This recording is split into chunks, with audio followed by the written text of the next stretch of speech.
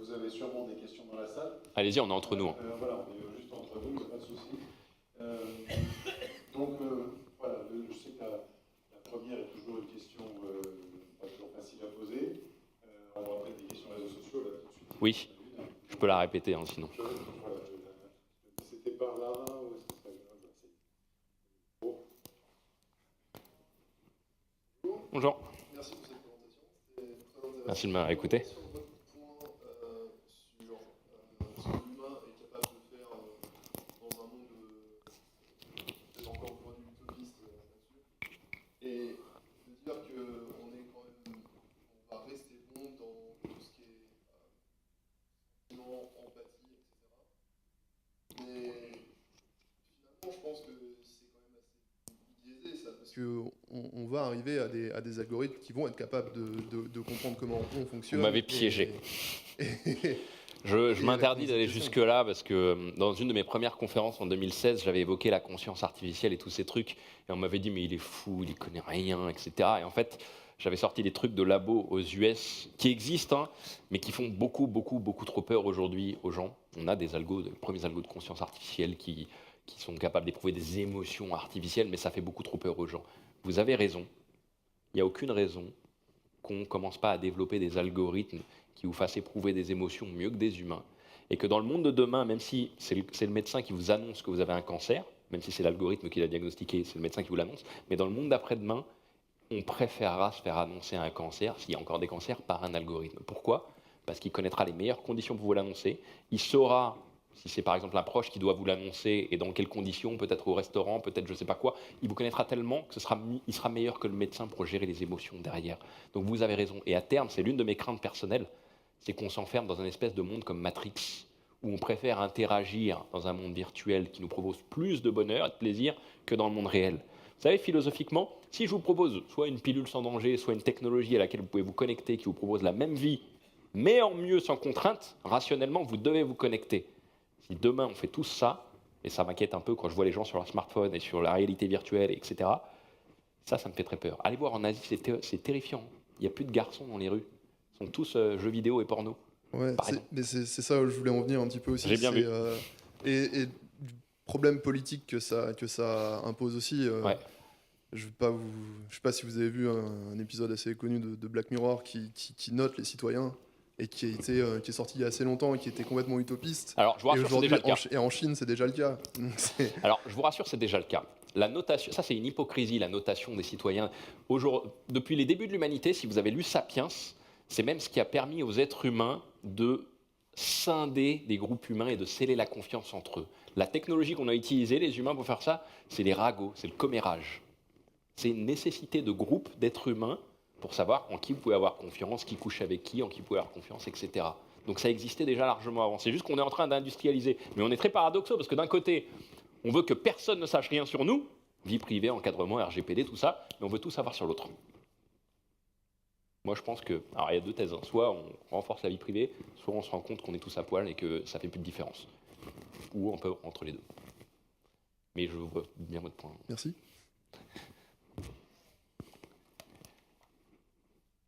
Allez-y, hein, je peux la répéter, hein, sinon.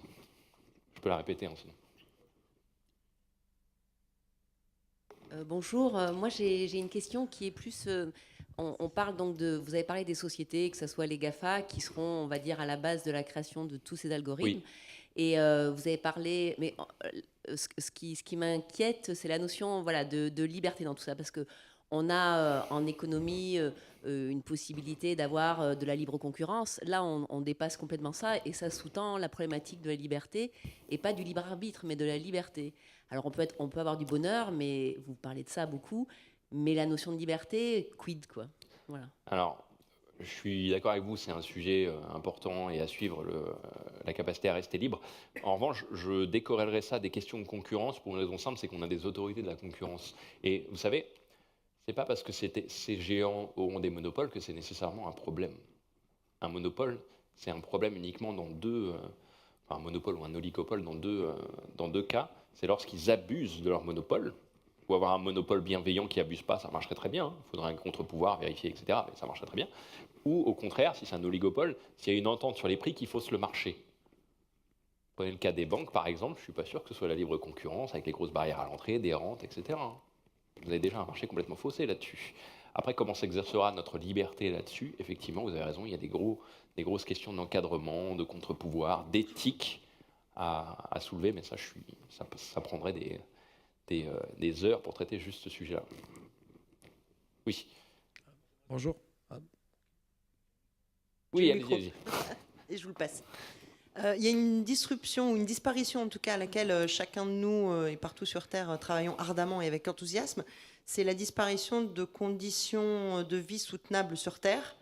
Je vous renvoie juste au récent rapport du GIEC. Totalement d'accord. J'aimerais bien vous entendre là-dessus. Comment est-ce qu'on peut inciter, alors avec intelligence artificielle ou pas, Ouais. nos propres comportements individuels à changer pour adopter des modes de consommation et de production plus pérennes et viables surtout, si on ne veut pas aller à la Alors. catastrophe, qui celle-là est annoncée.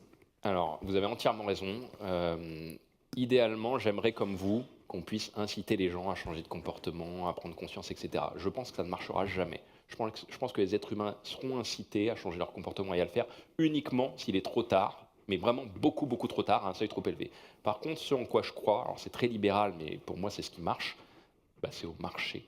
À partir du moment où vous avez des technologies qui permettent de mieux produire, moins cher, avec plus de rentabilité, et de protéger l'environnement avec de meilleurs rendements qu'aujourd'hui, ça prendra le dessus. Et on a des exemples. C'est le tout début, mais c'est assez encourageant.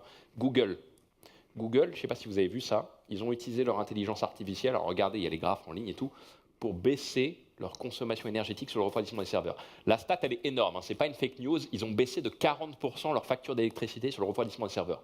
Regardez le graphe, c'est génial. Ils allument le truc, ça fait moins 40, ils laissent tourner, ils l'éteignent, ça reprend les 40. Ça fait 15% d'empreinte énergétique en moins.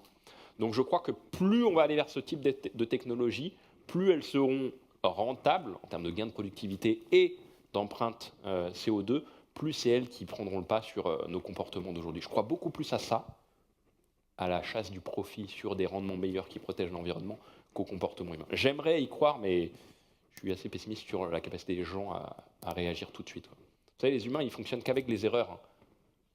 C'est comme je disais, c'est nécessaire pour l'apprentissage. Mais comment? Je sais, je suis aussi inquiet que vous. C'est terrible. C'est pour ça que je vous dis que les humains ne se rendent pas compte à quel point c'est déjà trop tard. Mais plus ça va se réchauffer, plus ça pourra faire changer leur comportement. Mais ce sera encore plus trop tard. C'est déjà trop tard. Mais je crois beaucoup plus aux forces du marché là-dessus et à la technologie pour nous aider. Regardez les gains que fait Google là-dessus. Là, ils veulent baisser de 10% la facture d'électricité de la ville de Londres. Ça serait considérable en matière d'empreinte énergétique. Après, effectivement, il faudrait que les politiques soient beaucoup plus contraignants, qu'ils se laissent moins influencer par les lobbies, mais ça sera une conjonction des deux. Comportement, le fait que la population est au courant de tout ça, plus technologie. Mais je crois vraiment beaucoup à l'arrivée de ces technologies pour inverser les tendances. Surtout avec les résultats qu'on a, notamment de Google. Bonjour. Oui. Ah, bon. Oui, moi je voulais savoir quelle était la place de la religion dans ce nouveau monde que vous nous voyez. Alors là, Joker, franchement. Alors, ce que je peux vous dire, c'est qu'en neurosciences, on est capable de voir ce qui se passe dans le cerveau des gens lorsqu'on fait de l'IRM fonctionnel, lorsqu'ils ont des expériences religieuses, lorsqu'ils sont sous prière, etc. Et que je pense même qu'à l'avenir, alors c'est même la même chose sous les psychédéliques, on pourra simuler des expériences religieuses dans le cerveau des gens.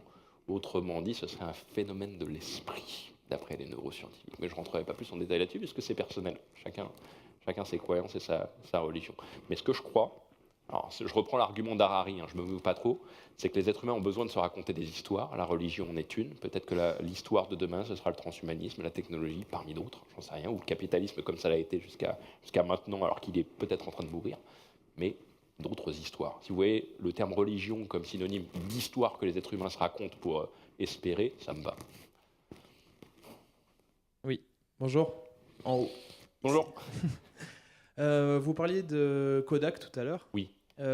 Qui est une marque qui a eu une entreprise qui a eu des très gros problèmes financiers et qui a su se réinventer en sortant notamment son token pour sécuriser les droits d'auteur des photographes. Est-ce que vous pensez que... Vous êtes sympa avec eux quand même. Oui, bah oui, je les aime bien. Mais en tout cas, bon, ils ont réussi à reprendre des liquidités et ça se passe plutôt pas mal pour eux, pour leur projet. Est-ce que vous pensez qu'il y a d'autres entreprises comme ça qui, grâce à la faillite, peuvent réémerger et redécouvrir un peu leur qualité d'innovateur? Alors, moi, je suis pas aussi optimiste que vous sur Kodak. Hein. On verra la rentabilité de leurs ICO là, avec leurs tokens. Hein. Je sais pas si c'est long terme, si ça marche, etc., si c'est un vrai pivot. En revanche, ce que je crois, c'est que contrairement à ce qu'on nous répète depuis une dizaine ou une quinzaine d'années sur la transformation digitale n'existe pas. Les entreprises, au cours de l'histoire, quand je dis les entreprises, c'est celles qui sont sur un marché, pas celles qui sont soutenues par l'État avec des subventions ou des rentes ou je ne sais quoi. Celles qui sont sur un marché, au cours de l'histoire, ces Schumpeter disparaissent et d'autres réapparaissent. Regardez les bourses américaines, toutes les boîtes qui sont encore dedans, c'est des boîtes très récentes. Et on a une grosse dynamique sur les boîtes qui sortent et qui re-rentrent dans ce classement. Nous, en Europe, c'est beaucoup moins le cas, parce qu'on a eu des boîtes qui sont hors marché, hein, celles qui sont subventionnées, un peu publiques, tout ce que vous voulez. Mais sur ces marchés, elles disparaissent et d'autres réapparaissent. Je pense juste que ce phénomène est en train de s'amplifier.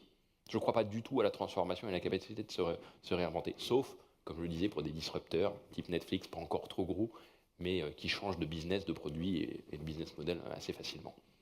Mais il faut un état d'esprit pour ça. Oui. Okay. Bonjour. Vous Bonjour. avez évoqué les chatbots comme étant la plus grosse escroquerie du siècle. Ouais. Alors qu'à côté, vous vantez tout ce qui est assistant intelligent. Oui. Mais le chatbot ou l'agent conversationnel n'est-il pas une nouvelle interface pour répondre à son téléphone ou consulter Ah si, totalement. Hein. Ce que je suis en train de dire, c'est que alors, l'assistant intelligent qui va remplacer notre smartphone, c'est les brevets déposés par les géants de la tech, ce sera l'Internet de demain, mais ce n'est pas encore mature. Les technologies de traitement du langage ne sont pas bonnes aujourd'hui. Les algorithmes ne comprennent pas assez bien. Alors, on peut sortir des trucs super pertinents de certains textes, on trouve des molécules contre des cancers notamment, mais vous ne pouvez pas avoir une conversation solide avec un chatbot, ça n'existe pas aujourd'hui. Je crois en revanche qu'on va faire un bond en avant, qu'il y a beaucoup de recherches qui donneront de très bons résultats, mais ce n'est pas le cas encore aujourd'hui. Mais ce sera l'étape fondamentale pour aller vers des assistants qui vont remplacer nos smartphones, avec qui on interagira, et qui finiront par être un double de vous-même. Ce sera une copie de vous avec qui vous allez interagir en permanence, ce qui est terrible, hein, parce que vous préférez interagir avec quelqu'un qui vous ressemble parfaitement plutôt que votre environnement, vous ne serez jamais déçu, mais qui vous représentera dans le monde extérieur.